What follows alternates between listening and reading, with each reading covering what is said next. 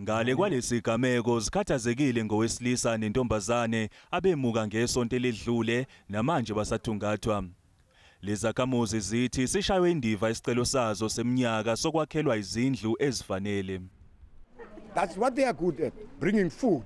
We don't want that. We want safe and secure house as being promised by this city of Cape Town. Having agreement. What do we do now? Kuhoxisiwe ukufunda nokufundisa esikoleni nomzamo high kulandela umonakalo owenziwe yilesimo sezulu. Lemvula enamandla ibehamba nomoya iphephule uphahla lwemizi yasiphula ihlahla kwavaleka imigwaqo.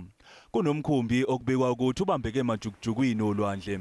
Nakuba lemvula yenze umonakalo kepha izindaba ezimnandi zithi yenyuse izinga lamanzi emadanyini. On the positive note, we've noted that dam levels in the province have increased by about 8% over the past week. City of Cape Town at the moment sees its dam level standing at about 73%. That's good news as well, but we certainly don't, we hope that the storm passes over, that we don't see any further significant damage. Izangoma zezulu ziqagula ukuthi lemvula isibheke eEastern Cape.